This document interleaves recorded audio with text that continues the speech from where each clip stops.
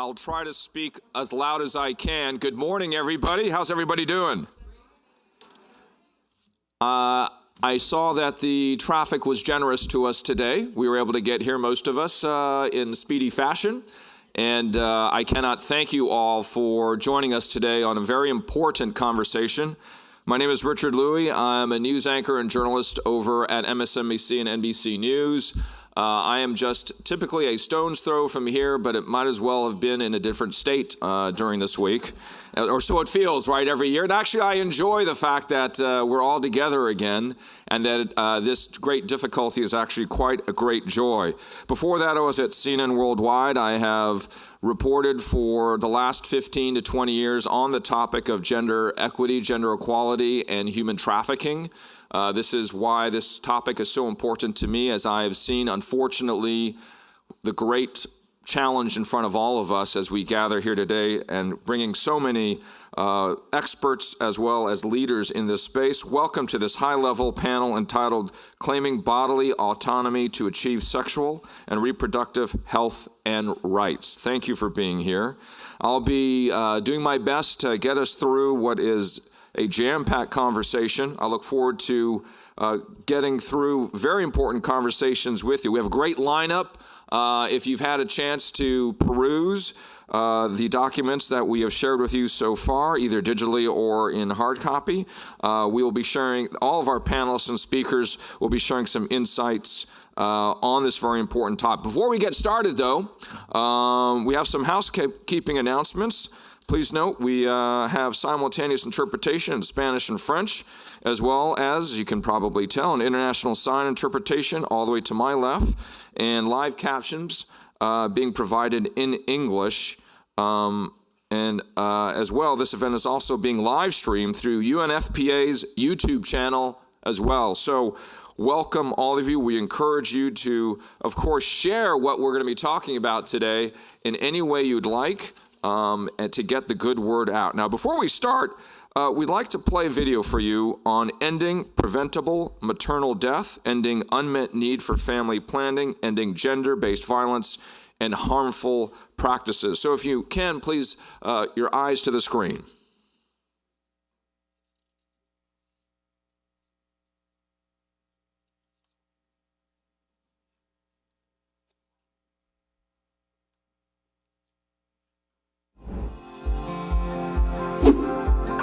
A world of infinite human possibilities, but only if people have rights and choices, and that is only possible if we make the right choices, starting now.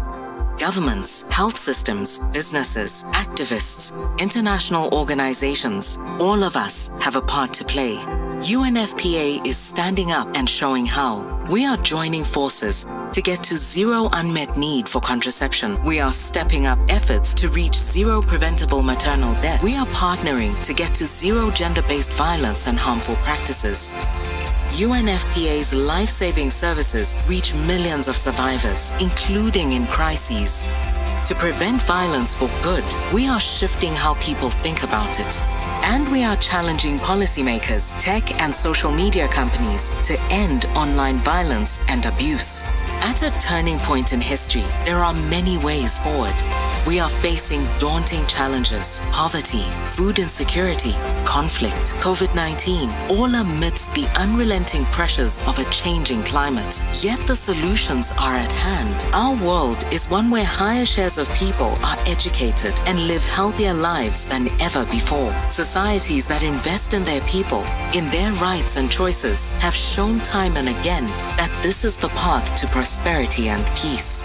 When people can make informed decisions about whether and when to have children, when they can exercise their rights and responsibilities, they can build more inclusive, adaptable, and sustainable societies where everyone is able to fulfill their potential and promise. If 8 billion people have rights and choices, one and all, if we work together as one global community committed to change, we will get to zero and leave no one behind. We will create a resilient world where people and the planet can thrive. A world of infinite possibilities.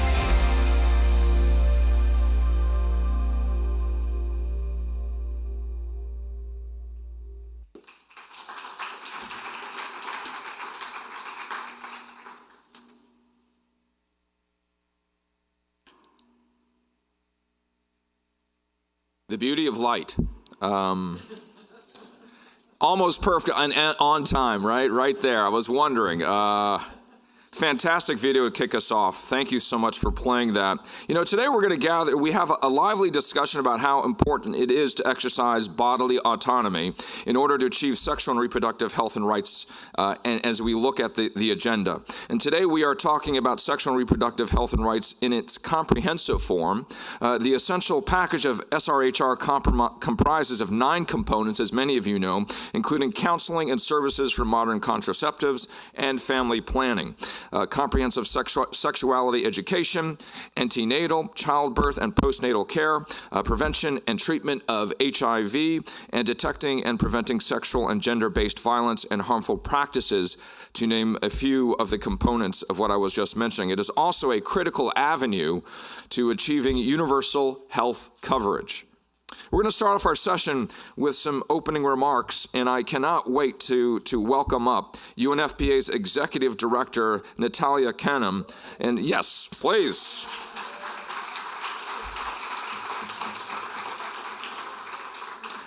And we will then follow that with a panel on accountability and policy, followed by a bit of a treat for you. And a performance by the Ajna Dance Company, and following that we'll have a second panel which will center on the strategies to counter resistance to the SRHR agenda. But I can tell that all the energy here is for who I just mentioned, the aforementioned. I'm just going to not talk anymore. We'll just let her talk all day. Madam Executive Director, Dr. Natalia Kanem, thank you for being here. Please another round, warm welcome of applause for her. Madam Executive Director, good to see you. Yes. This is fantastic. Well, thank you so much, Richard. Maybe we should bring you every time. Greetings, everyone. I'm delighted to be here. Excellencies, distinguished delegates, dear partners, dear young people, dear friends, we're happy that you've joined us.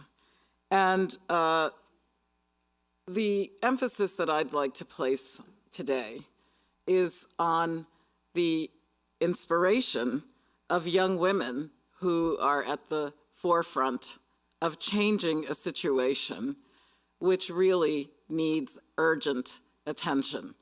And that is indeed the bodily autonomy of every human being on the planet.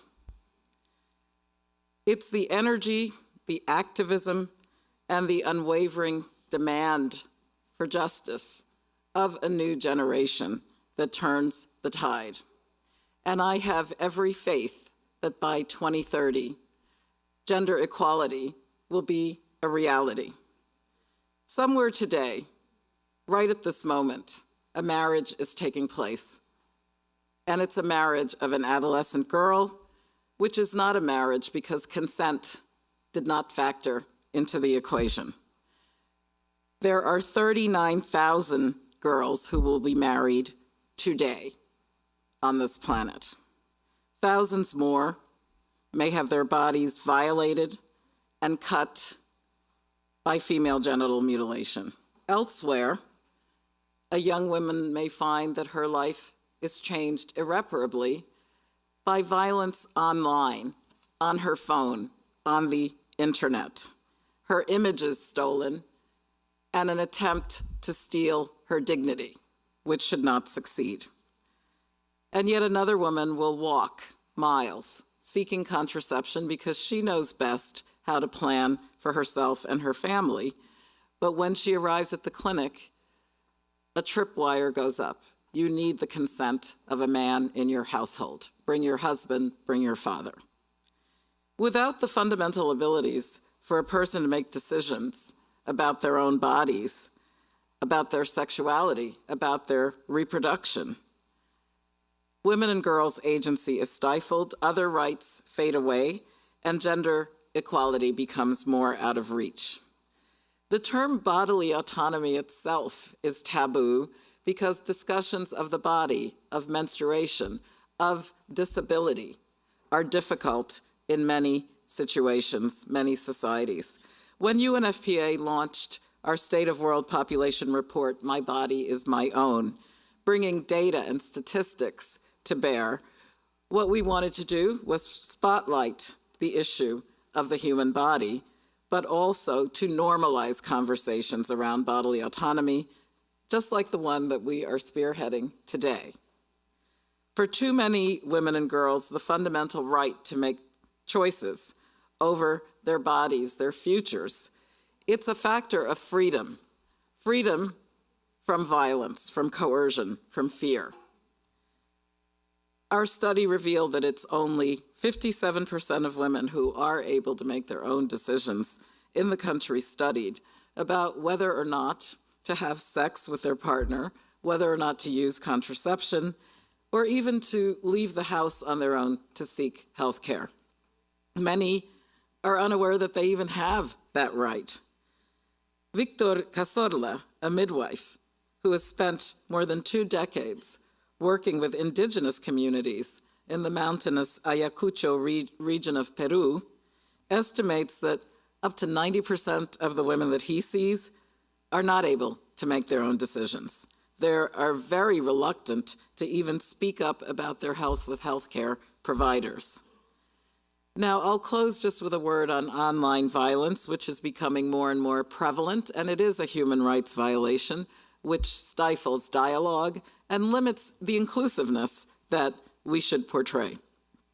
Tech companies and policymakers too slow to respond in the main. We do have some exceptions in the room here today. Those who infringe on copyright for music, for poetry, for whatever it would be, face instant legal penalties. Swift removal of content by digital platforms. And yet, survivors of online violence face barriers. They have few legal rights. We have to ask, why should a song or a film or a corporate logo have more protections than a human being? UNFPA's Body Right campaign, the B with the circle around it, is one way of pushing for change, and it shouldn't take too long. Dear friends, what we're really striving to do is to work together with you to defend and protect everyone's body right and dismantle any persistent barrier to bodily autonomy. And how will we do that? I believe, even as a doctor, that education is a primary key, including comprehensive sexuality education. Let there be no argument about equipping young people to know about their bodies, age-appropriate, accurate information about their reproductive health and their reproductive rights. Thank you. Now, Jane Petey, a woman from Zambia, 23 years old, said, I had no idea about contraceptives. Maybe it's because I am deaf. Jane said now she understands how important family planning is because it's helped her to plan her life better. And her hope now is to become a special education teacher. That story and so many others like that encourage me. Health providers who are so selfless and have been so throughout COVID inspire me. And they're playing a pivotal role in upholding and affirming the bodily autonomy of those seeking information and care. Let's make sure that every patient, every client knows her rights, and let's support midwives who are working at the community level, because partnership at the community level is what's going to turn the tide in society, changing social norms. And for that to happen, let me also underscore, men, step up. Be willing to step away from roles that privilege power and choices of men over women, and do speak up. Gender-responsive laws aligned with globally agreed human rights principles and communities can have a significant impact. And finally, for the women-led organizations, for the youth-led organizations, for the young feminist leaders, know that we are backing you, and we want you to be in the driver's seat. I am willing to follow your lead and to stand united with you as we nurture this global growing movement across the 120 countries where UNFPA operates. Realizing bodily autonomy for all will bring us a giant step closer to the world we want, a world of infinite possibilities, free of poverty, a world of justice, a world of equity, opportunity, dignity, and safety and well-being for women and girls, which will translate to well-being for everyone. Thank you very much indeed. Thank you.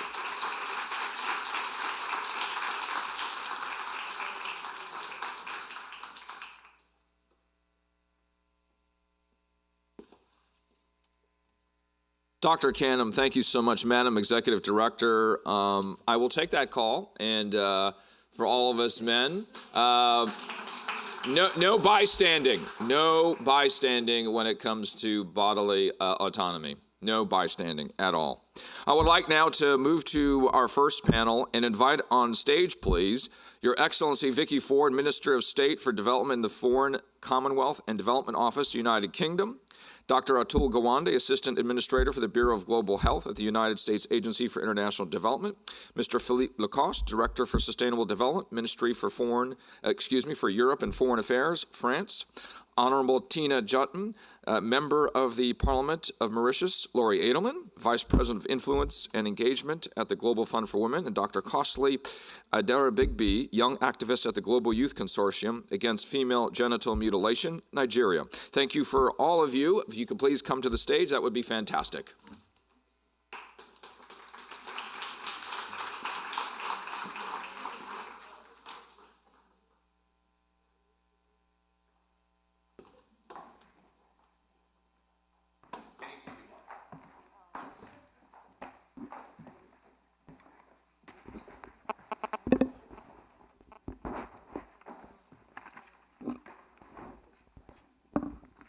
Well, good morning. Good morning. Good morning, everybody, and we've made it to the stage. Fantastic. I'd now like to start, if I may, with Your Excellency, Vicky Ford. Madam Minister, the UK has been a long-time supporter of gender equality and sexual and reproductive health. Can you tell us more about how that commitment continues today? What are some of the challenges you're looking at? Well, is this on? Is that on? There it is. Yeah. First of all, can I start by saying a big thank you to the UN Population Fund for your leadership and all the panelists here for all the work that you're doing. The United Kingdom absolutely stands with you in this work, okay? We are striving towards a gender equal world where women and girls have agency over their own lives and their futures, where they have control over their bodies, where they're able to make informed choices about having sex and having children, and where they're able to give birth safely, free of coercion, free of violence. The UK is proud to be the largest donor to UNFPA's Reproductive Health Supplies Partnership this year. That's supporting 48 lower and middle income countries to access modern contraception methods and provide maternal health supplies for women, adolescents and girls. And we're also supporting the UNFPA's programs in Ukraine alongside other donors. Just the stories of what we've heard to the women, happen to the women of Ukraine are just horrific and such a reminder of how in conflict sexual violence is used and why it is so wrong that rape is used as a weapon of war. But those programs are assisting survivors of gender-based violence and aiding reproductive health. They're addressing the needs of 5.7 million people since that war began. Over the past year, I've traveled to 15 different African countries, and in many of those countries, I've had the opportunity to visit family planning, clinics, birthing places, meet with women. The programs that we work on you with in Sierra Leone and Malawi are supporting respectful and dignified maternity care. They're helping women give birth in dignity, in privacy, free from abuse, stigma and discrimination. So in Sierra Leone, for example, it's a great country, doing great things. Our Saving Lives programme has supported training of 1,284 midwives last year. They're known to play a central role in delivering kind and respectful care. And sorry, I'm going to take a minute to just describe this. I went to a small birthing and family planning and women's health clinic a couple of hours outside Freetown. And it's very, very basic.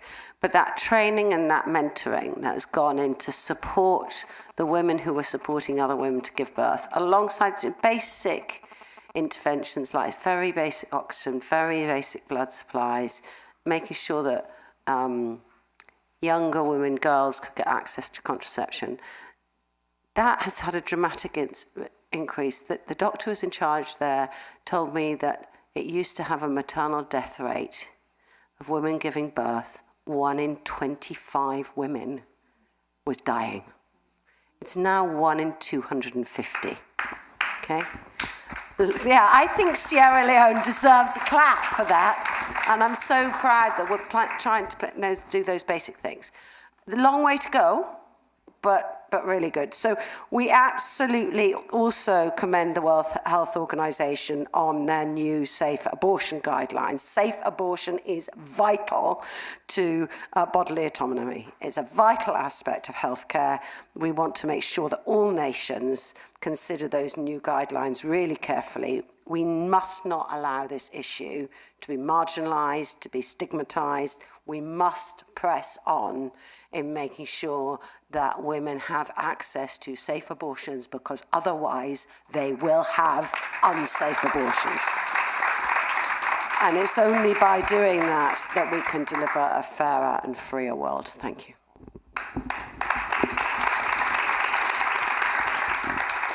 Madam Minister, thank you so much for bringing your energy and being here to kick us off in this conversation. Dr. Atul Gawande, over the last few decades, the United States has been a longtime supporter of gender equality and sexual and reproductive health support globally.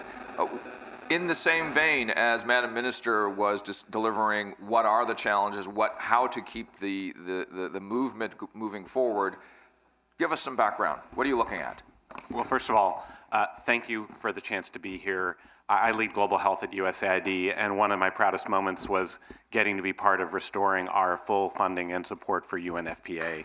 It is a critical partner.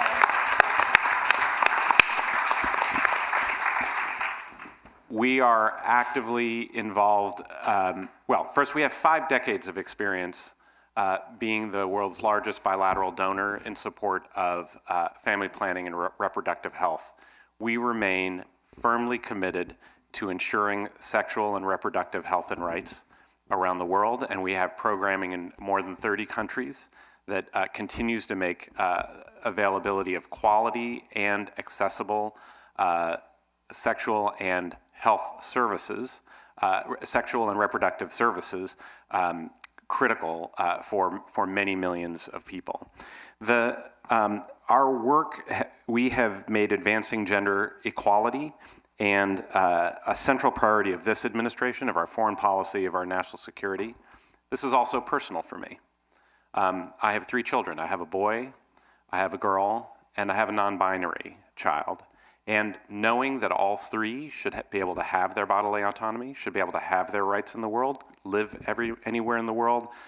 We have family that continues to live in rural India, where my father grew up, in North India, where my mother grew up.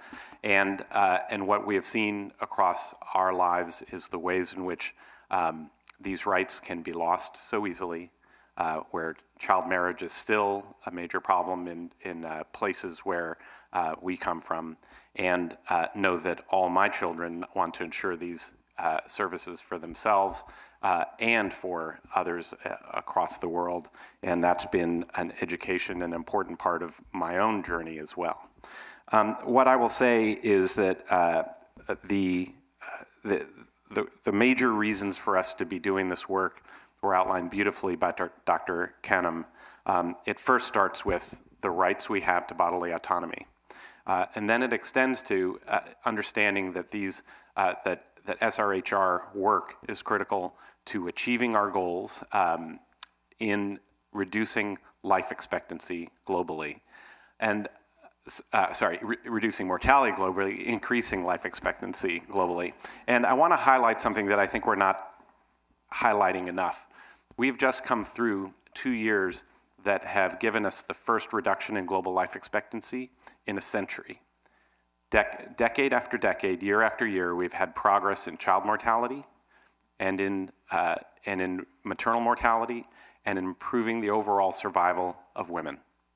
And that has retreated because of the pandemic, but only in low and middle income countries, only because of a minority of it from the virus itself, from COVID-19. The indirect effects of the virus, the ways in which it led to loss of access to family planning in many instances, community health workers not going out into the field, basic reproductive services being curtailed, led to rises in child mortality, and we believe we're going to see rises in maternal mortality. Our task is no longer hitting the SDG 2030 goals, it's simply getting back to where we were and making sure that we're not on the path to a V-shaped recovery right now. The damage already to our health services and systems, the loss of funding because of economic constraints in these settings, and then add in the problems of climate-driven shocks and the problems of conflict around the world. We have, my compatriot talked about Ukraine. I'll add that we have the floods in Pakistan where 1/3 of the country is underwater.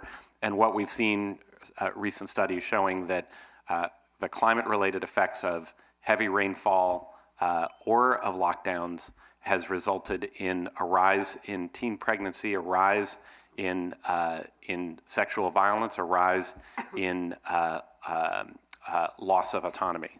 So our work is cut out for us, but the United States remains firmly committed to our investments in the space and to ensuring the rights of all of our sexual and reproductive rights for all women and girls, and ensuring that we are advancing gender equality. Thank you so much. Appreciate that, Dr. Gwandi. I now turn to Philippe Lacoste. And to you, Philippe, France made a number of powerful commitments on gender equality and SRHR as part of its commitments with the Generation Equality Forum. To you as well, how has France kept track of these commitments and how they are doing? Merci Richard, et je vais tester la traduction en français. La France considère qu'elle a une responsabilité particulière dans ce domaine. D'abord parce qu'elle a l'ambition de mettre en œuvre une diplomatie féministe, et puis parce qu'elle a eu l'honneur d'accueillir le forum Génération Égalité à Paris il y a 1 an. Alors les diplomates, lorsqu'il y a des événements de cette nature, travaillent beaucoup sur les annonces, mais effectivement ce qui compte c'est la mise en œuvre, savoir comment tout ça se traduit sur le terrain. Et pas plus tard que cet après-midi, nous aurons avec ONU Femmes une session de travail pour passer en revue toutes les coalitions et regarder un petit peu quels sont l'état d'avancement, quels sont les progrès réalisés.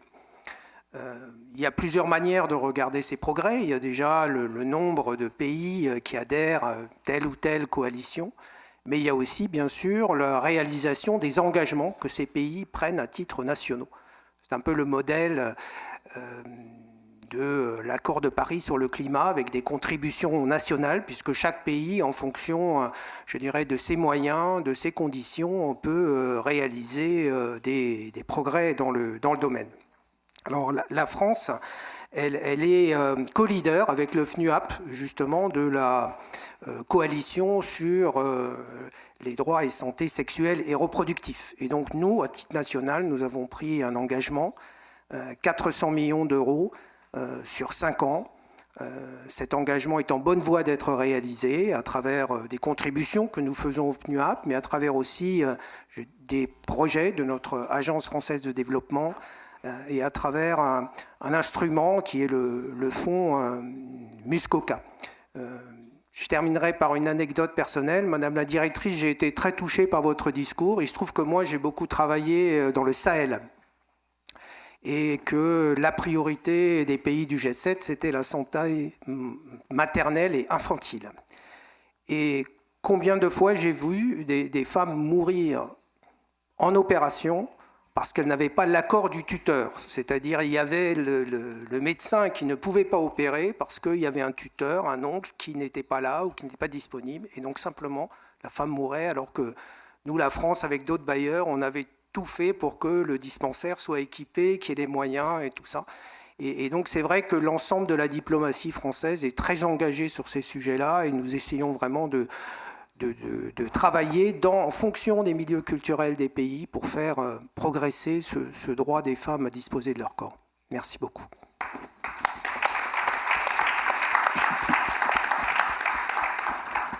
And merci, Mr. Lacoste. I appreciate those comments very much so. I now like to move to the Honorable Tina Jutton. To you, Honorable Jutton, how is the Mauritius Parliament ensuring accountability for the country's commitment and HR obligations to SRHR, including ensuring disbursement of budget to support SRH, strengthening laws, and developing policies? Good morning, Richard. Good morning, everyone. I'd like to start, before replying the question, I'd like to start by a reflection. Every 30 seconds in the world, there is someone thinking about suicide. This is as per statistics. Before becoming a parliamentarian, I was a lecturer at the university and also an advocate for gender and youth empowerment, and I had founded my NGO. Well, I have to say this story because this is why I am here today. I had a student in the class who was amazing, very bright, shining, and I would see her every day and I would never ever know what was going in her mind until one day it shocked the whole university that she committed suicide.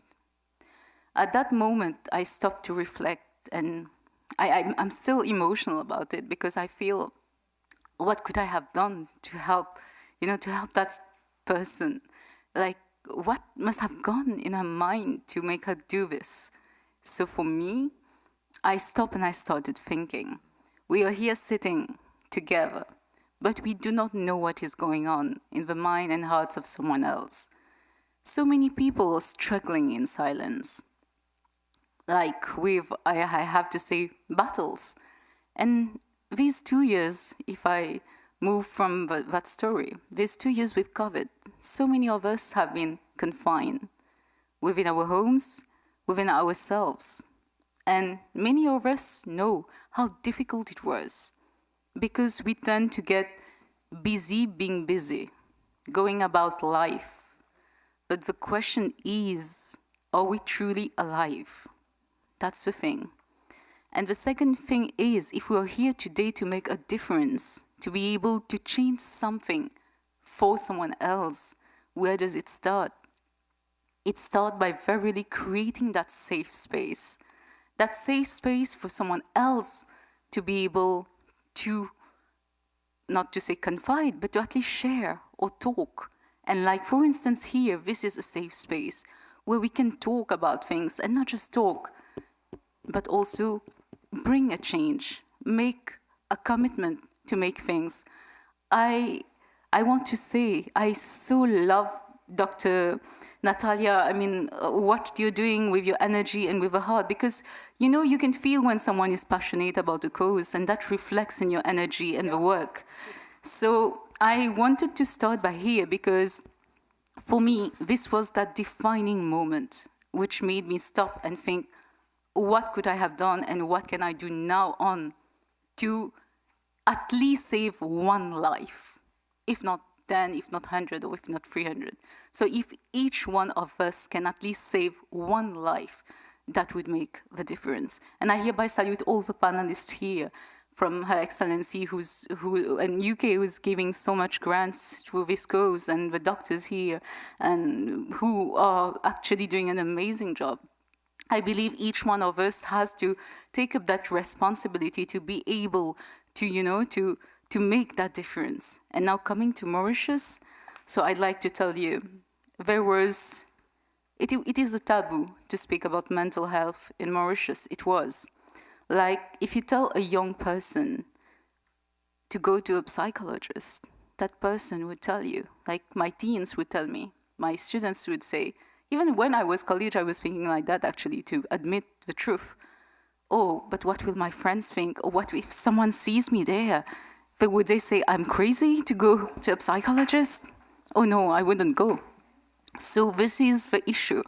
These are the stereotypes. These are the sad things that happen in some countries of the world. Of course, we do not want to stay there. Well, what I did at the time, even before becoming a parliamentarian, was to advocate for a mental health awareness bill. And of course, now I am on this side.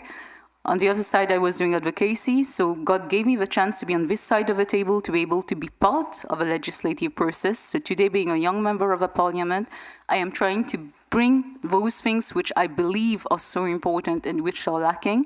So the good news is I've been able to bring the mental health awareness bill to Mauritius. This is one thing. And the second thing I wanted to say is, Dr. Natalia, you just said it. Online abuse, who hasn't been through it? I myself have been a victim of it. Being relatively new in Parliament, I can't tell you. Maybe Her Excellency will know about it. Like, we are constantly, this is my personal story, which I am sharing. I have been a victim of online harassment, and I would say violence, and because, as you said, there are attempts to destroy you internally because they malign you. They want to bring your dignity down. I've been a victim of, thank you, of people, anonymous fake profiles using my pictures, making pornographic videos and making all kind of comments. For I tell you the truth, when that happened, I was shattered, completely shattered. Yep. For a whole night, I didn't sleep, and I was thinking, I am here trying my best to serve humanity, to serve a cause, and this is like how I'm being treated. Should I stop? Nope. Should I go on? Or what should I do about it? But these are the questions where you have to find the answer. So after a whole night of crying and trying to find my answer, I knew that I still had to go strong, because what I was going through, I didn't want any other young person out there to go through. So I chose to transform that wound into a purpose. So you know what I did? I went to the parliament, I went to the cabinet, I went to reach out to the Interparliamentary Union, the IPU, to the Commonwealth Parliamentary Association, who has been amazing support, and to ask for us to bring together what we call the Cybersecurity and Cybercrime Act, which was not very for Mauritius. And today, we've been able to bring the Cybercrime and Cybersecurity Act. And this is to be able to help all those other people. And if we want to empower other young girls to join politics, to make a difference, to join any other profession, that person should be empowered to do so. Like in Mauritius, it is, even my family told me, my mother was telling me, oh, you will go into politics, it is dirty, you will be upset, how will you go about it? To create that safe space for people to be able to come, to be empowered. And we have to be able to give back. We're all here for that reason.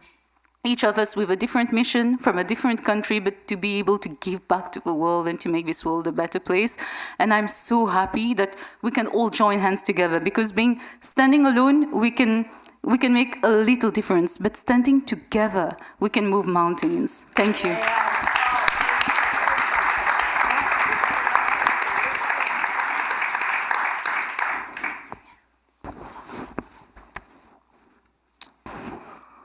That was so good, they gave me a note. I got a note, it was so good, Honorable Tina Jutton. And I think all the other panelists will agree, quit holding back.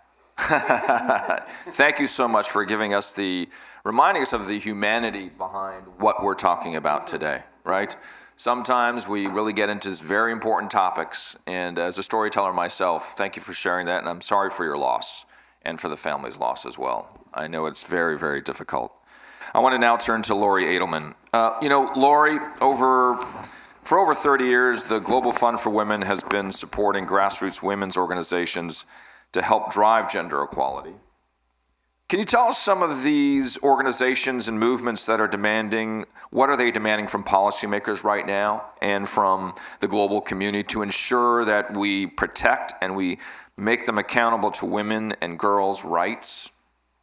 Absolutely. Thank you so much for that question. Thank you so much to UNFPA for having us here today. Mm-hmm.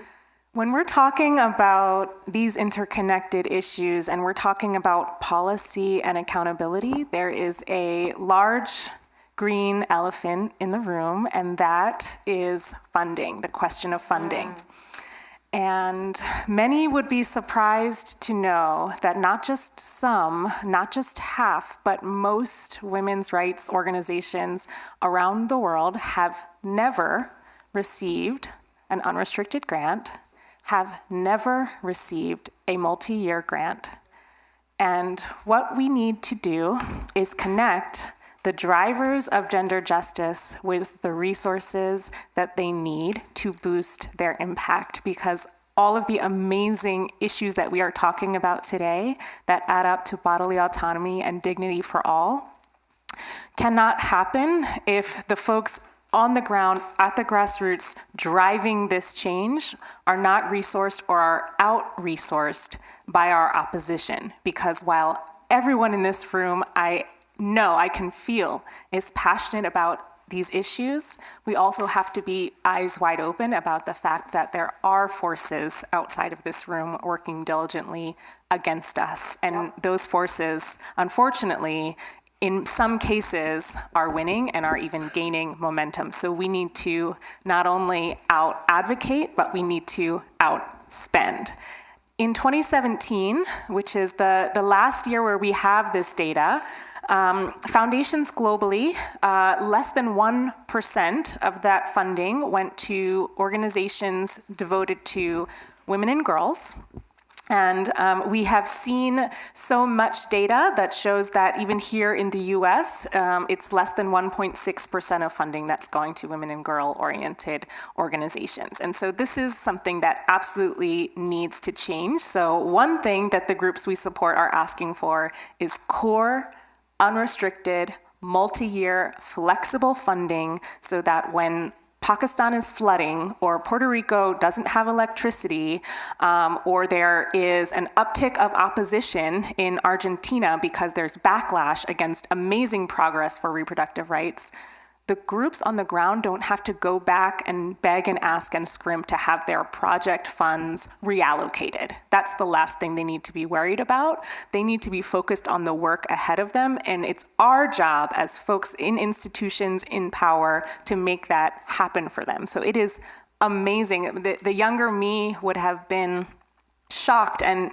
in awe to hear the full-throated embrace of abortion rights, unapologetically, of sexual and reproductive health and justice here today. It's so important. And the way to put that into action is with a feminist funding model. And so that's what groups are really asking for. And then the last thing that I'll say is I was so pleased to hear you discuss the Generation Equality Forum. And thank you for hosting that incredible, unprecedented moment for our movement.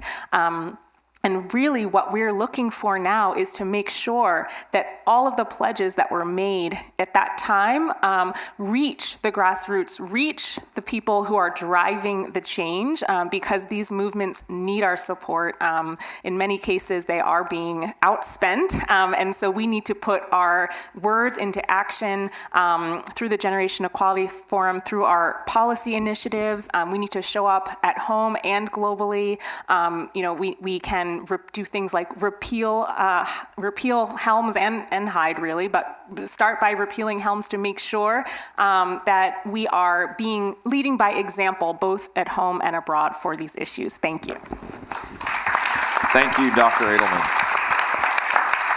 a fantastic addition to our conversation and getting every part of the solution into what we're discussing today. I now like to move to Dr. Costley Adara-Bigby. And Dr. Costley, you've used your voice consistently and your advocacy to call for an end to female genital mutilation, a practice that UNFPA, UNICEF as well, and many activists have been fighting to end. Can you share with us some examples of how communities are using social accountability approaches to demand justice in this space to end such harmful practices for women and girls? Thank you very much. Yeah, I think it was on. Okay. There you go. Thank you very much for that question. For me, reflecting on this question make me think of this. When we talk about social accountability, especially in regards to ending harmful practices, I think it starts with us as individuals. It starts with personal accountability. We as individuals must be accountable to ourselves. We must be able to say that this practice is bad and we take a stand against it. Communities must come together to collectively advocate and collectively take a decision against harmful practices. Now, I usually say to people that I work with that it is not the government that are cutting the girls. It is not the government. It is not some people would say that the funding are coming from some white people that are trying to impose their culture on their culture. No, they are not the ones cutting the girls. It is us, the people, that are cutting the girls, that are harming ourselves. And if we are not ready to take responsibility, if we are not going to change that, nothing is going to change. And that is why it is important that personal accountability is what we work more towards, and then social accountability. Again, the work I do with my years of working with young people and communities, we've worked with communities and supported them through the process of realizing that FGM, female genital mutilation in question, is wrong, and they should be responsible for that by taking a decision against it. Some of the activities we do is also to empower girls to be able to take a stand against female genital mutilation. One of such examples is the adolescent boot camp, where we've reached over 5,000 girls through the support of the United Nations Population Funds through a joint program. And these girls have been so empowered, they've realized their rights, and they are also now able to stand for others. These girls are now holding community leaders, stakeholders, they are now holding them accountable. In 21 communities where some of these girls come from, they've been able to influence their community by themselves to declare the abandonment of FGM. Now, these communities have even taken it a step further by strengthening sensitization program in those communities, funded purely by the communities. This has no intervention of, external people. And that is why it is important that we get to that point of personal accountability, realizing that what we are doing to ourselves is wrong, and we taking this decision to end it. Again, it doesn't mean that we are not going to continue to work with government, we are not going to continue to hold stakeholders accountable. Of course, like I said, these girls, their capacities are being built in this area. I'm going to cite this example in Nigeria. Okay, so I come from Nigeria. In Nigeria, one of the present FGM case that is being prosecuted initially was going to be swept under the carpet. Nobody was going to say anything about it. The mother of the girl had come out publicly to say that her daughter was mutilated without her consent. But nobody was going to say anything about it until we formed coalition, until we formed a very strong movement, partnered with the media, and we started to talk about it. No, this has to be prosecuted. And I tell you today that the case is now in court, and we are hoping that we'll get justice on it. We also had to reach out to the Minister of Women Affairs in Nigeria, and she's been able to provide support. So it doesn't mean that we will not continue to engage the government, but it's important that for us as individuals, we come to that realization that harmful practices hinders the rights of women and girls. It totally disrupt our sexual and reproductive health and rights, and it prevents us from achieving our full potential. So at that point, that is when we begin to get results. This is also being replicated across countries. I know that in Senegal, there are clubs for girls, safe spaces for girls, where girls come together, learn about their rights, and are also able to influence their communities. In Kenya, I've been to Kenya, Maasai community, where we've also replicated this model in some of those communities. So these are the way to go. These are the things that we need to begin to look at. And young people, I'm glad to tell us that young people, young people are leading this movement. It is very important to state it. Young people are leading it. Thank you, Dr. Adair Bigby, for your steady leadership against FGM, as well as your intimation that I would not be included in the young people conversation. I don't take it personally, but I do, but it's okay. You know, the table's growing in our first panel on conversation, accountability, and policy. I'm going to offer my seat to another speaker to add to this conversation. That was the note that I received. Although, Honorable Jutton, your comments were absolutely powerful. I'd like to now welcome up, if I may, Ms. Jonah Tiraldi, a young feminist activist from the Philippines. She is currently the vice chairperson of the guiding group of She Decides, a global political movement driving change for bodily autonomy and sexual reproductive health rights. So please, Ms. Jonah Tiraldi, I have a seat for you. Yes. Thank you. Thank you, Richard. So I have a question for you, and I was just trying to channel it to you. Could you please speak to us about the enabling environment, norms, laws, services, including SRHR access that is needed, and what it means for young women and young girls to have bodily autonomy? Also, if you could discuss how this all leads to a path of agency, autonomy, and empowerment. Yeah, thank you, Richard. Good morning, everyone. As mentioned, I'm Jonah. I'm from the Philippines and a reproductive health and rights activist. A few days ago, I was actually in a feminist convening, and we were asked as young feminists why we do what we do. I told the fellow feminists there that young people particularly, and unfortunately, can fully exercise their right to bodily autonomy due to a lot of reasons. And I said it is also personal for me because I've seen it firsthand how friends, a few of my cousins, and all of my aunties, as in both sides, all of them, are all teen mothers due to inaccessible services and lack of information. And these are also repeat pregnancies, and they weren't able to fully achieve their full potential. I thought this was an old story, like all of my aunties having kids in their teenage years. But I also thought that that we already learned it as a society, as across borders and across territories. But it keeps on happening, and just recently a mentee who's also in the reproductive health and rights space, at 22 years old is pregnant again, not first, not second, but third child. And she asked me on where we can get safe abortion options. But in my country is one of the most heavily restrictive on abortion. And I really tried to search even under the table abortion services that we know is safe. But they cost more than a school's tuition fee.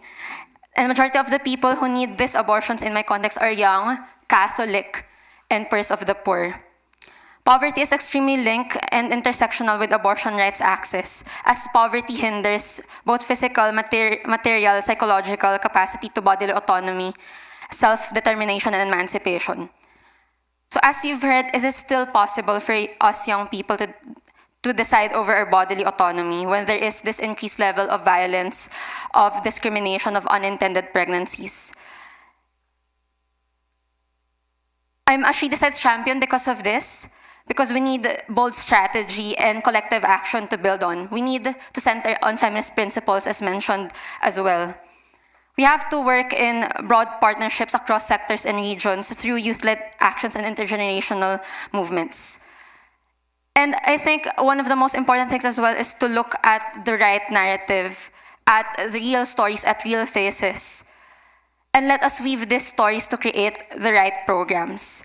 And just recently, I was in the TESS, the Transforming Education Summit, and although it was not highlighted, we know that sexuality education saves lives. abortion saves lives. Young people demand these kinds of services. Without the power to pursue informed choices, the youth are shackled by the norms, stereotypes, and limitations set by the current ruling generation. We demand to co-create future. Young people, we are agents of change as we have been taking up decision-making spaces and demand youth-led accountability. Next week, September 28th, we recognize it's International Safe Abortion Day. So my question to everyone, if we want to achieve bodily autonomy, in practice, in principle, we need to be able to decide overall and across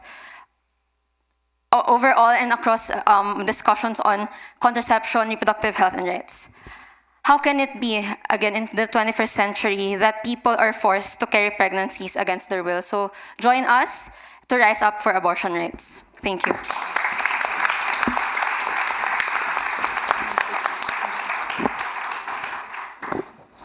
Jonah, thank you so much for that. We appreciate your comments. Now we move to calls to action. And this is, I think, what you all cannot wait to do. But you have to do it in 10 seconds. I don't have a buzzer, but I do have a voice. So in 10 seconds, your call to action for all of us and everybody that's participating today. And I will start all the way on my left here. Dr. Gawande, what is your call to action? None of this comes alive, the rights and services, unless it is brought into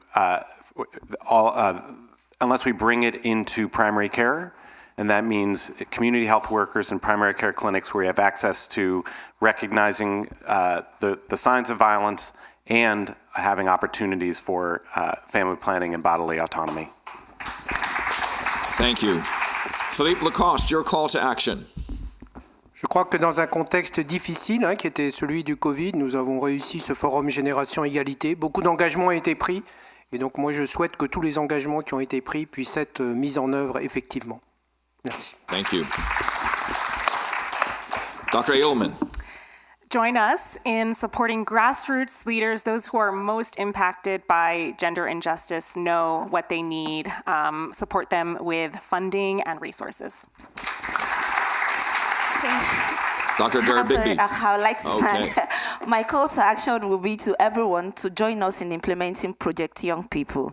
Now, what do I mean by this? Project Young People is reaching every young person alive with capacity building to be able to speak out for their rights and to be able to resist harmful practices. Now, I'm calling on all of you to start to intentionally invest in young people, especially women and girls that are mostly affected by this.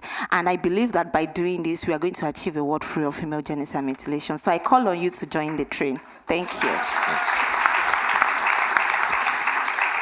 Madam Minister. I'll stand up too. Okay. 3 C's: conflict, COVID, climate change, bringing misery to people in the world, especially affecting women. We need to make sure we educate girls, empower women, and end violence against women. That means leadership. It means leadership from the UN. I pledge leadership from the UK. And we absolutely need to understand that to empower women and to help those girls, they have to have access to family planning and to safe abortion. It's all part of it. You don't get one without the other. Thank you. Honorable Jutton. So I'm standing up too. Okay. Jonah, you're going to be standing too. My call to action is no to lip service, no more talking and more action.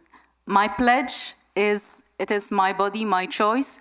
So you said it right. Why is a logo, why is copyright issue more important than our right? Why do social media companies like Meta, like Instagram or Twitter, consider it more important to remove, for instance, music that has copyright and not content which is actually for instance, defamatory or creating so much harm to young girls. So my call to action is my pledge to support this cause. As I told you, even my friend, it is concerned. The reason why she committed suicide was because she was having body self-image issues and was suffering from anorexia and bulimia, which is highly, highly due again to social media and advertising we see everywhere. Why do we have to stereotype? Why is beautiful associated with skinny? Why is being intelligent associated with also, being cool in the class, being associated with looking good? Why is it breaking stereotypes? And my request, my prayer to the UNFDP, as you said, you stand with us. I also say I stand with you, but I request now that it's the time for action. For instance, those social media companies, they have to take the high ground. They have to take the responsibility. And I ask you on behalf of all of Africa, if I can, because Africa has so many specific languages. And when there is something reported to social media companies like Facebook, their answer is that they lack moderators, they lack translators because they can't understand the language. So my request, if as a bloc, UNFDP can actually, write to them, or we stand up for it, or a petition where there is a greater, I'm sorry I'm exceeding my time, but it's an important request for the world and especially for Africa. We don't have the means. Just one country, just one voice, they don't care about us. But standing together, we can make our voice be heard. Thank you. The meatiest of the 10 seconds so far. Jonna, to you, 10 seconds. Call to action. Yes, I think, as I mentioned a while ago, real stories can be transformative and is a part of transformative data. And we should be focusing on the young people as they are bringing this transformative change and and not sidelining real discussions on abortion and sexuality education. Thank you. All right. Thank you to all of our panelists. This is a great way to start the day and bringing your all, everybody. Thank you to each and every one of you.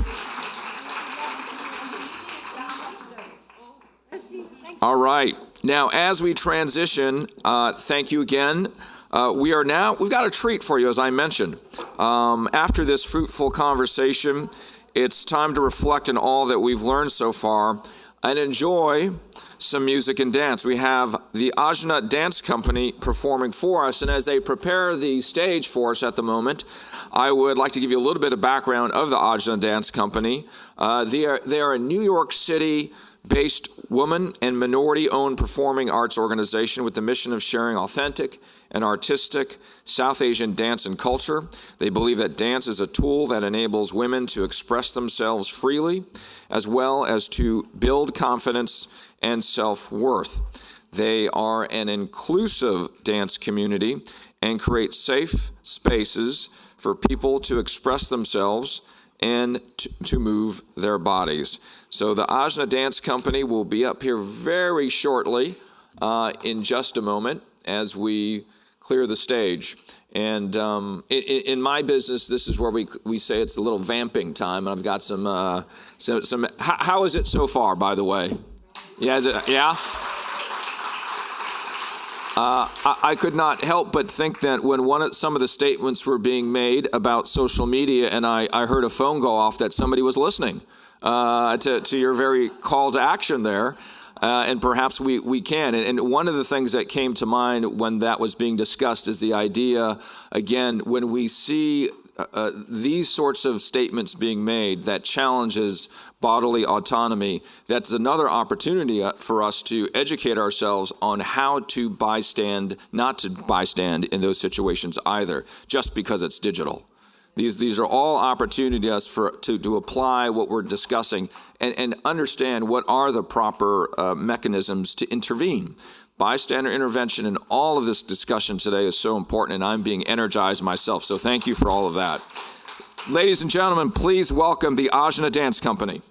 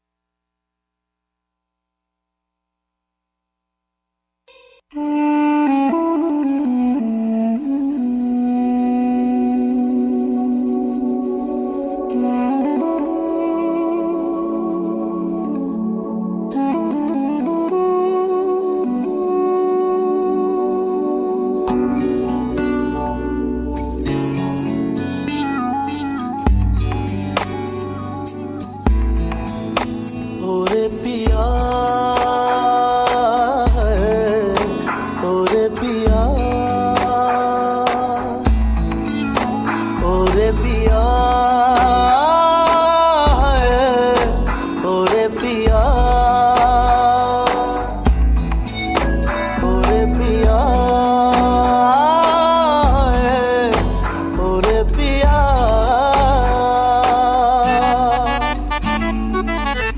Nene ga ga ma ba ma ga re sa re sa ga re ma ga ba ma da ma ni da ma ma da ni da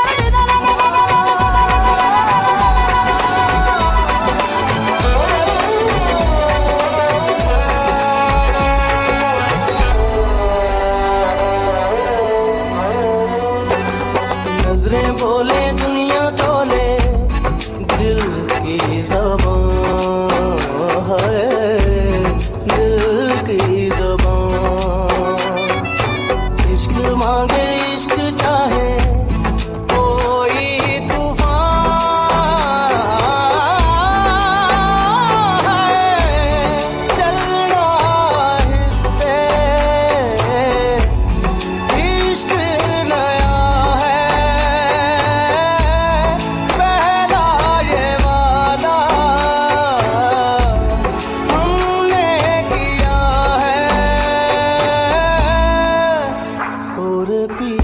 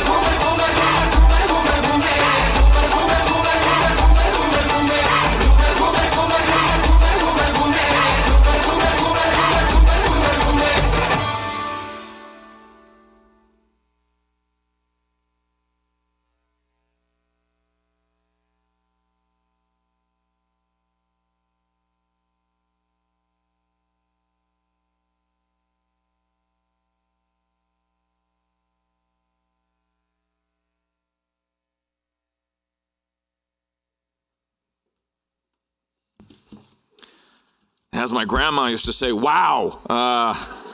That was some Ajna Dance Company. Thank you so much for that enlivening performance for us today. I'm now going to move to our second panel. And as we set up the chairs, I will name the panelists. And please feel free to come up to the stage to join us here now. The second panel will be focusing on countering resistance to SRHR. And I would like to invite up to the stage Her Excellency Ms. Menti Tarawale, Minister of Gender and Children's Affairs of Sierra Leone, Ms. Anita Bhatia, Assistant Secretary General and Deputy Executive Director for UN Women, Tia Elten, Member of the Global Youth Panel for Education in Emergencies, Plan International, Aya Achebe, former African Union Youth Envoy and Chair of Nala Feminist Collective. Welcome all to the stage. Please come on and we can turn on the lights.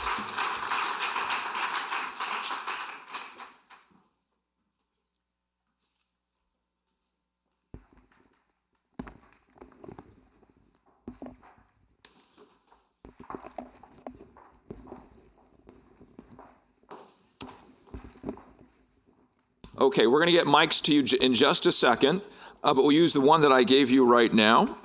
And so I will start with Tia Elten. Tia, a critical part of ensuring young people can exercise their bodily autonomy is having access to comprehensive sexuality education. If you can, tell us more about how your work has advocated for this very access, even as has been discussed today, during emergency and humanitarian settings. Hi, everyone. Hope everyone is good. I want to mention, yes. Hi, everyone. Can you say hi, Atla? I hope everyone is good. And I want to tell you that my third language is English. So I hope you can understand at me. And if I say something wrong, you sound great. Correct me. Okay. Let's start by the question. As they grow up, young people face important decisions about relationships, sexuality, and sexual behavior. The decision that can impact their health and well-being for the rest of their lives. Young people have the right to lead healthy lives, and society have the responsibility to prepare youth by providing them with comprehensive sexual health education that gives them the tool they need to make healthy decisions. But our schools in Lebanon and the Arab region don't have any CSE programs or even any program to have discussions with youth on comprehensive sexual health education. I myself had a bad experience with the age of 13.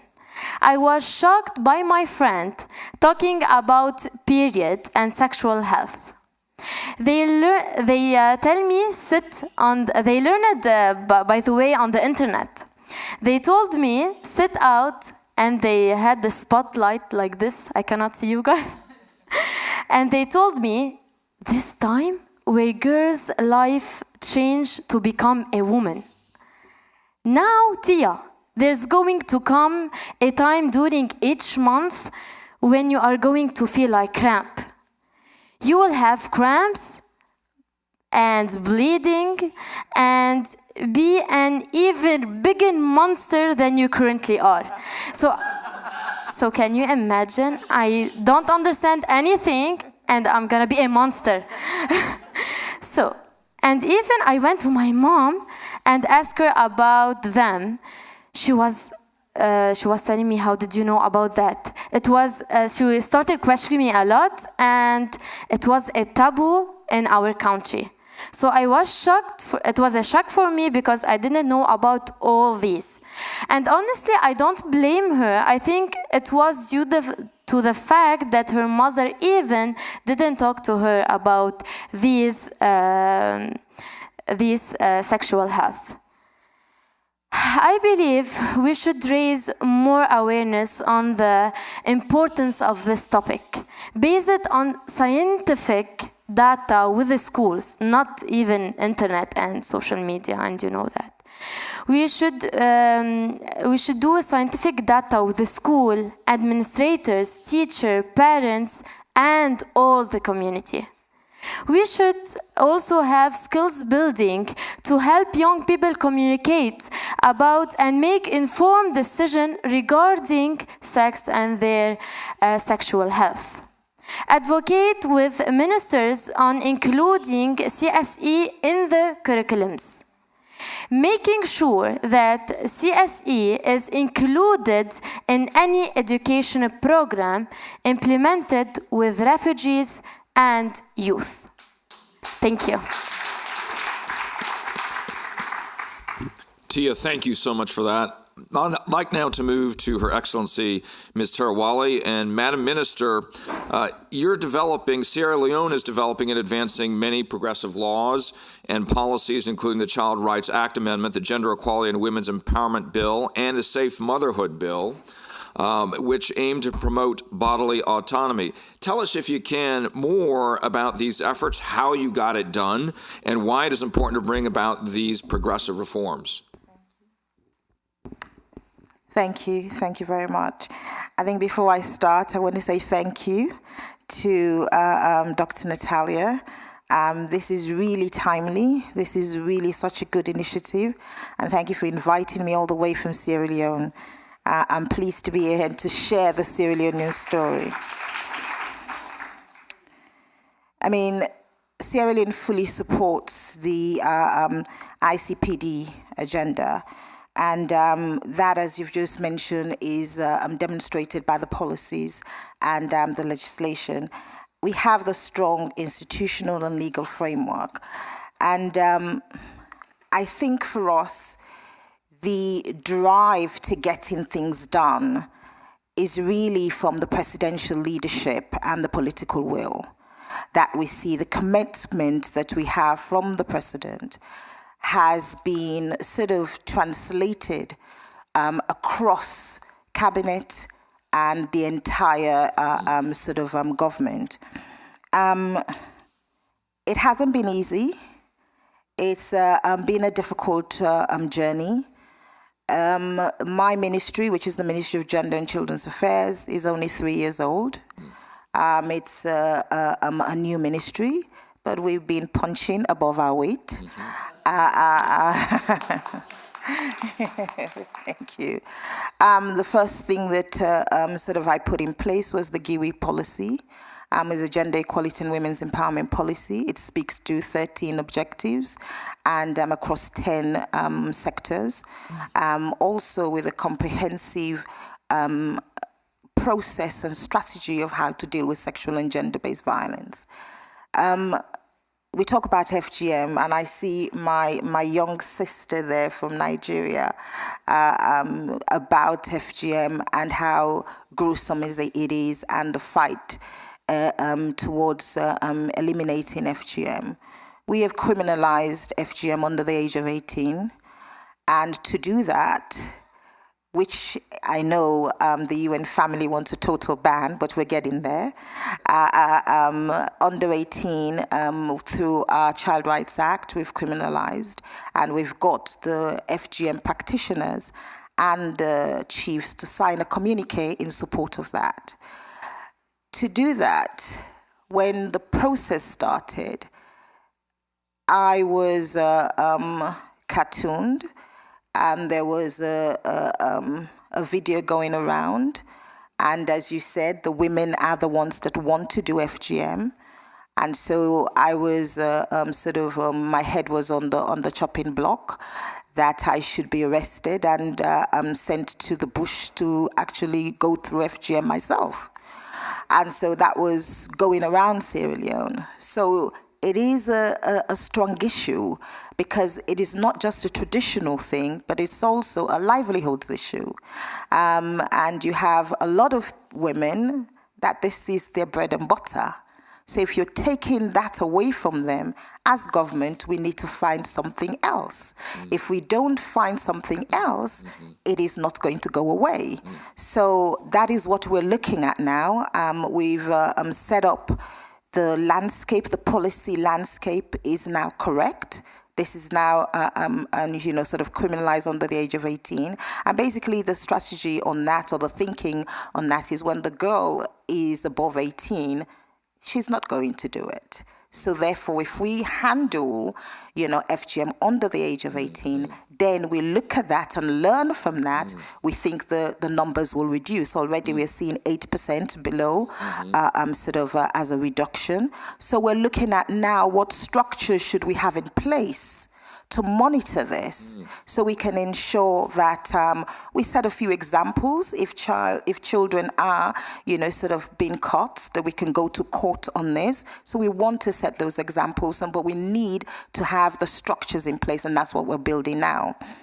Also, a GIWI policy, a GIWI bill. We've put together a gender equality and women's empowerment bill that speaks to 4 components.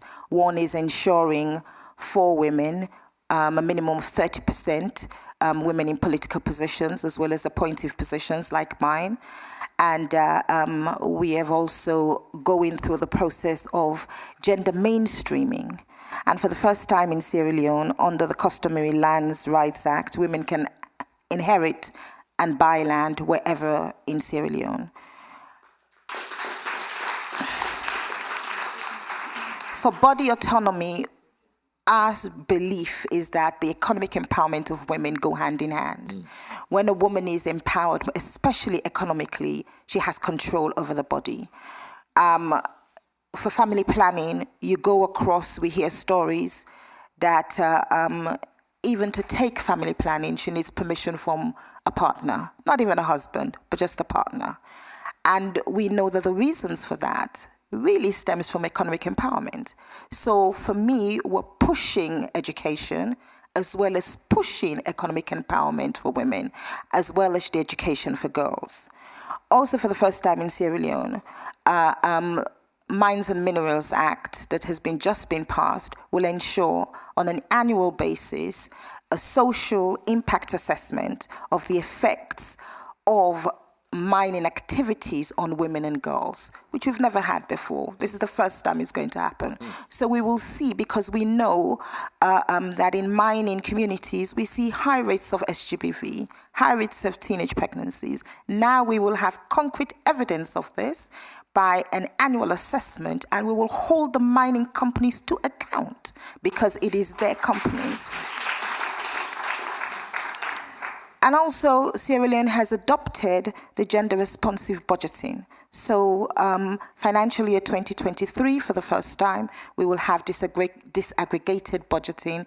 And so we will see the percentage of our budget that's been attributed to empowering women and especially girls.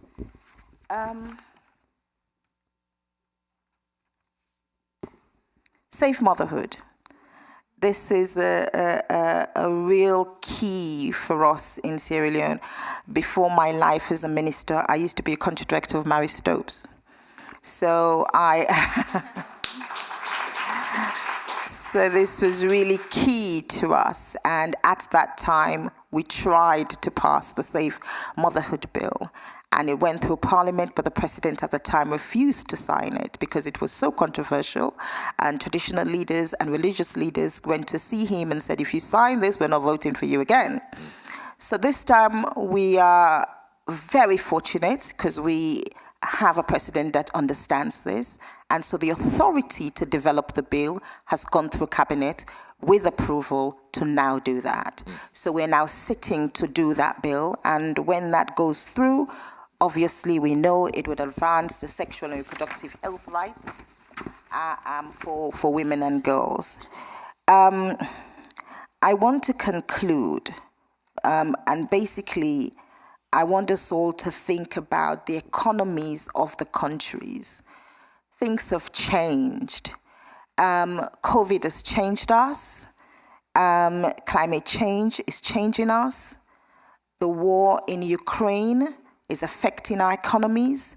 So it's making things difficult for us. So we want to do stuff.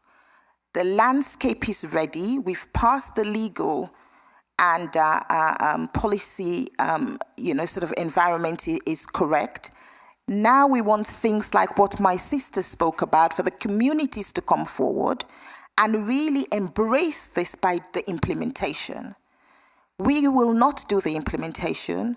We need the NGOs to do the implementations, the CSOs to do the implementation. We need the women's groups to do the implementation. We need to empower them so that they take advantage of the legal instruments that we have set. Now, that is my call to all of us here, to UNFPA, to UN Women, to the UK government, everybody.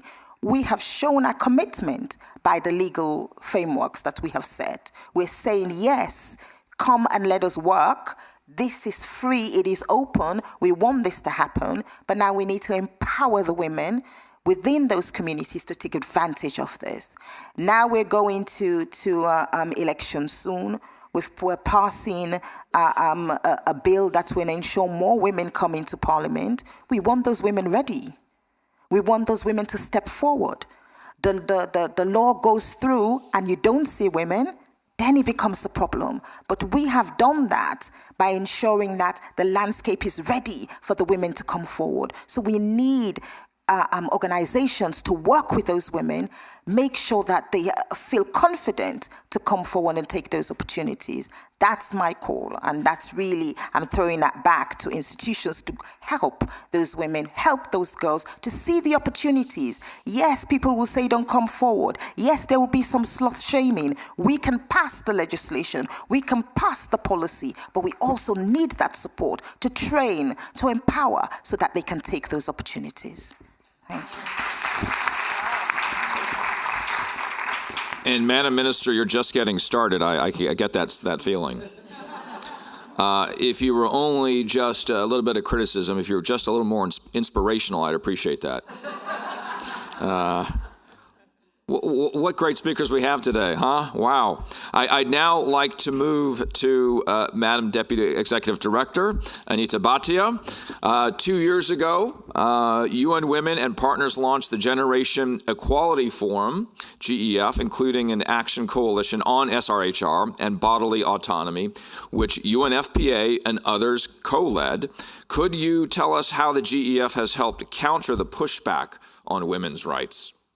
Thank you very much, Richard. Nice to see you again. Yes, absolutely. And let me first just say a huge thank you and congratulations to UNFPA for hosting this really important conversation today. Thank you so much. I'm a huge fan of yours, Natalia, and I just want to say that I think we would not be able to have the conversation we're having today if it wasn't for the personal drive and energy that you bring to this agenda. Yeah. So I do want to give you that shout out. And then I want to say that I think that what we have achieved in the Generation Equality Forum, working together with UNFPA, but with lots of other partners who are here in the room, is something that is absolutely essential in our world now. We found ourselves during the pandemic at an inflection point of a kind that we had never seen before. And of course, today, it's really hard to remember what the world looked like when the pandemic first broke out. Mm-hmm. But we did acknowledge then, and we need to continue to remember that this was a once-in-a-century event. A once-in-a-century event that had profound dislocating impacts on women and girls. Mm-hmm. And these profound dislocating impacts are not of the size and the scale that you can address easily. Mm-hmm. So we had to do something unorthodox. And that unorthodox thing that we all did together was to say, we are going to create a collective action moment and a collective action movement to keep this incredibly important agenda of women's rights, bodily autonomy, feminist justice, feminist leadership alive. That's what Generation Equality was about, and that's what we are working on. We cannot have a conversation on bodily autonomy and sexual and reproductive rights without talking about democracy.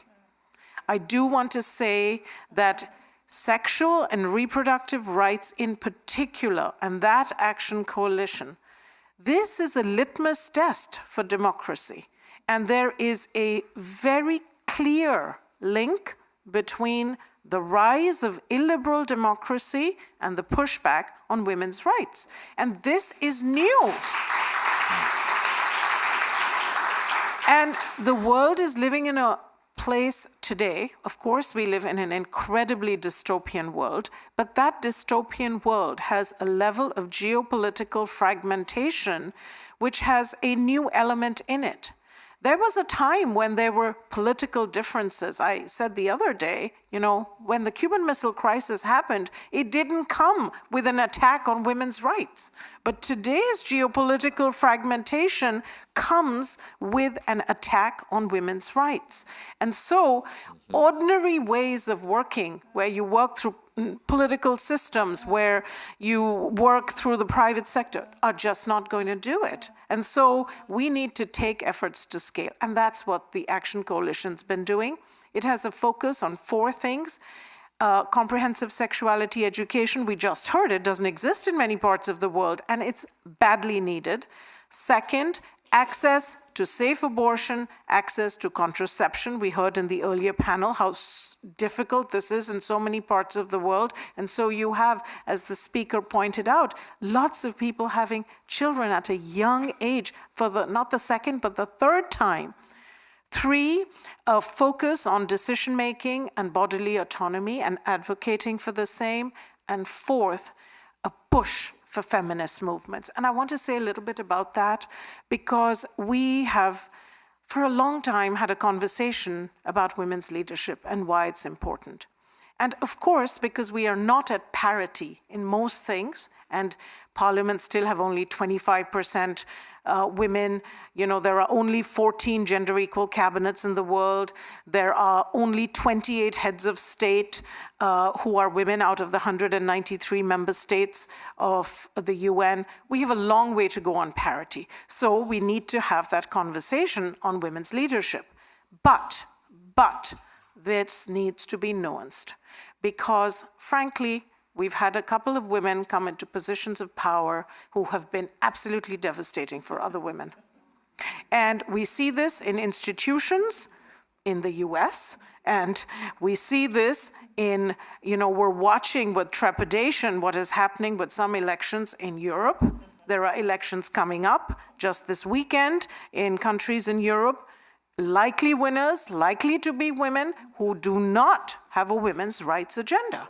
So I think the conversation on leadership has now to be a conversation unequivocally about feminist leadership and not just women's leadership, feminist leadership, and feminist leadership, as Natalia said, not just by women, but by men as well. Because this fight is big, this problem is wicked, and there is no way we are going to solve this by just doing same old business as usual. And so the Action Coalition on sexual and reproductive rights and bodily autonomy, along with all the other action coalitions, is a mechanism to make sure that we do not fall back into the pre-BC, before COVID, before COVID inertia, but that when we say we want to build back better, that we're actually doing something very real about it, which means funding differently, creating movements, and having accountability, which is why during this General Assembly, we're also launching, I'm very happy to say, the accountability moment for generation equality, where we get together as all the multi-stakeholders that I alluded to earlier and ask ourselves those difficult questions of all those pledges that were made, not just for funding, but for actual policy action. Have those move forward, and if not, let us recommit ourselves with renewed energy to making sure it actually happens.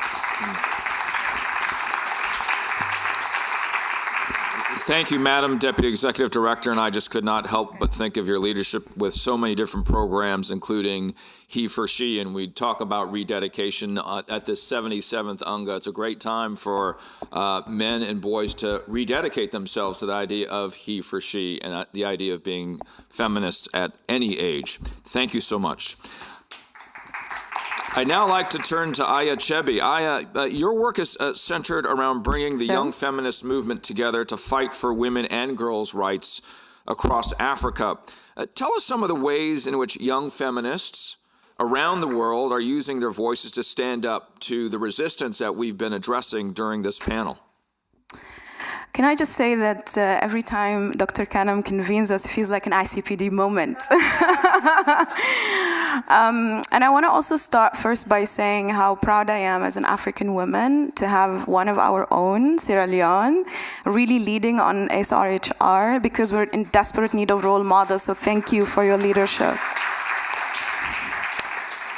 I'm really enthusiastic about regional cooperation in Africa, especially regional blocs. And there is this East Africa Community Sexual Reproductive Health Bill that is really bringing a regional framework to the continent. And, you know, the SADC did before a framework.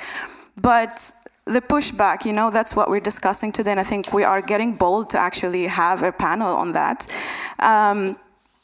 And yes, unfortunately, there is a pushback because that bill, since it was introduced in 2017, has been delayed, recalled, redrafted, and the debates still go on. And I find it really outrageous, the attack on SRHR, because there is a contradiction of saying that we can marry, you know, a child as soon as she gets her period with denying her contraceptive. And I think all I'm asking policymakers to be coherent. We cannot live in a contradiction with trading some rights for others.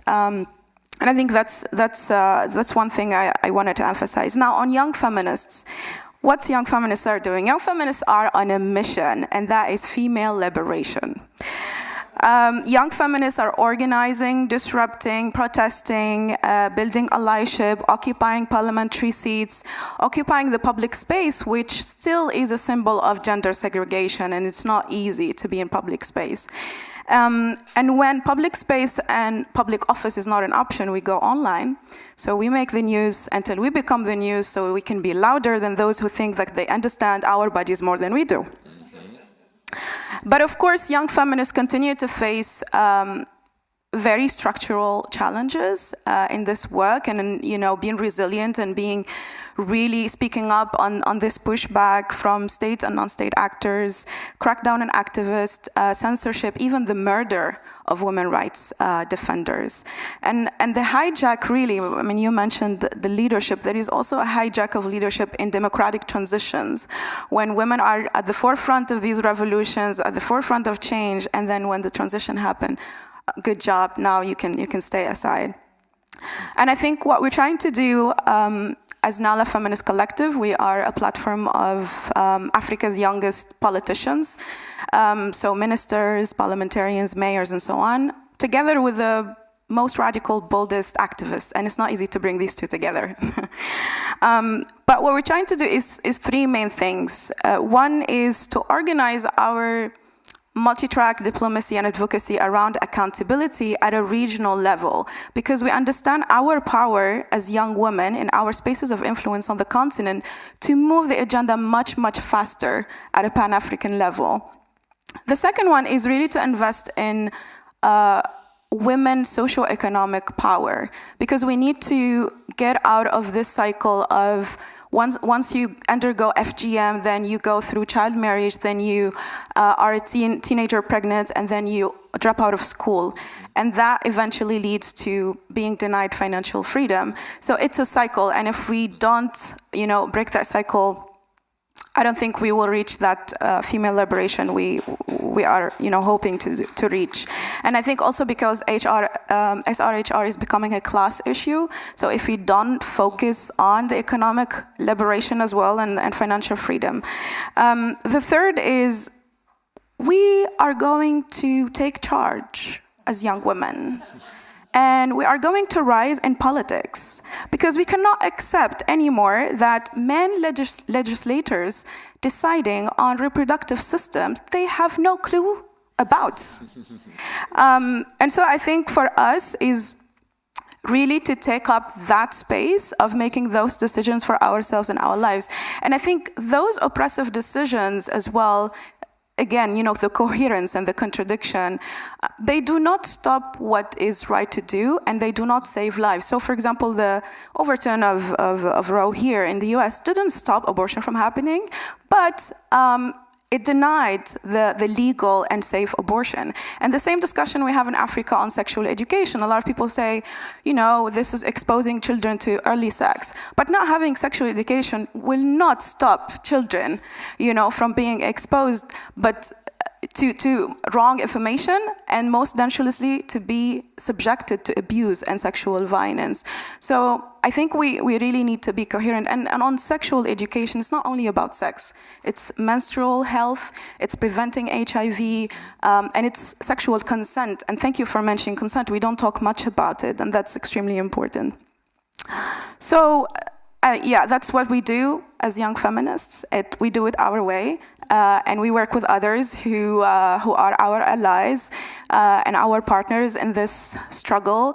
And I think we are determined to, not under our watch, to allow more girls to be stripped of their reproductive rights, because that actually defines if she's going to continue her education or she's going to earn a living. And that is going to define if she's moving from surviving to actually thriving. And we also published a book, so anyone who would like to support Nala Feminist Collective, I am Nala. You'll find the book on Amazon and African Books Collective. And I just want to make a call from also what Global Women Fund said, and from what you said. We really need to take the risk to invest and fund young feminist-led action without knowing what the agenda would be and what the win would be. You just have to invest in it and believe in it and trust it, and change will happen. The magic will happen.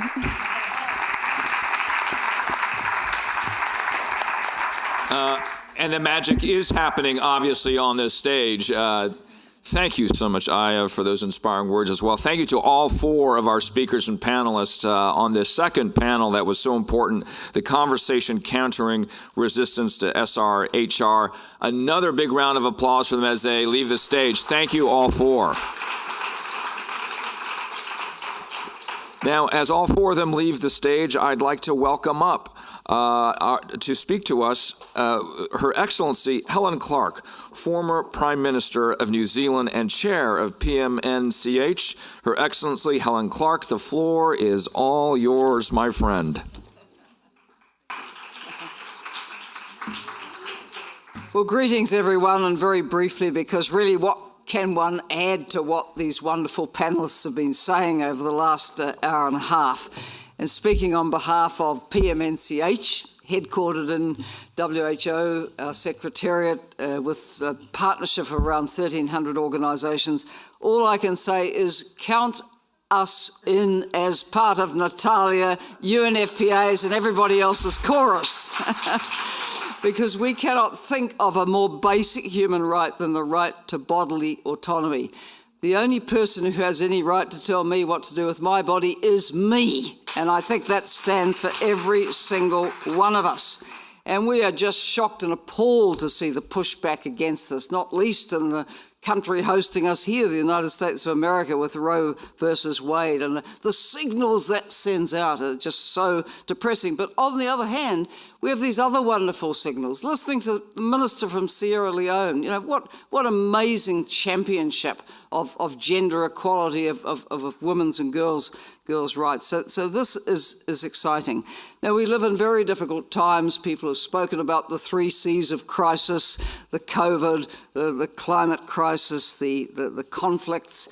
All of this is putting more pressure on women and girls, and particularly those in the most vulnerable situations. These are not easy times. And I think it was Anita who said, you know, the same old things aren't going to work. We've got to build new coalitions. That's what this is about. and count PMNCH as one of those voices for building coalitions, for supporting community advocates, for supporting those who have lived experience to be able to tell it. And that helps inform policymakers who want to do the right thing to get on and legislate and support the way Sierra Leone and others are doing.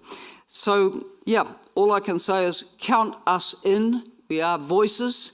And I agree with Aya that we have to see the bodily autonomy, sexual and reproductive health and rights issues also in this broader context of gender equality. It is about economic equality, it's social equality, it's the ability to take your place in decision-making forums. It's all part of the package. If we can't control our fertility, if we're not in control of who we marry, when we marry, if we have children, how many we have, we can never move ahead. So, that's all. Natalia, congratulations. Wonderful event and all the best. Thank you.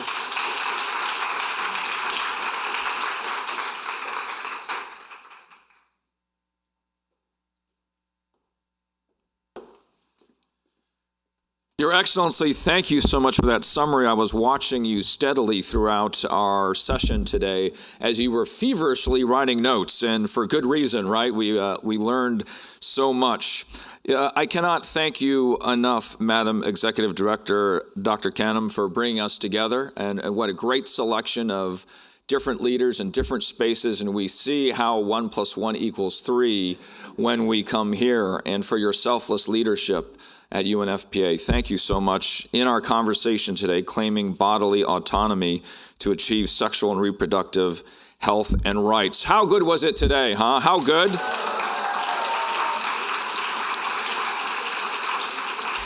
I want to thank you for coming to this session today at the 77th General Assembly. I certainly came here hungry this morning, and as you can probably guess, I leave very, very full. And I hope all of you do feel the same too. Have a good rest of your day.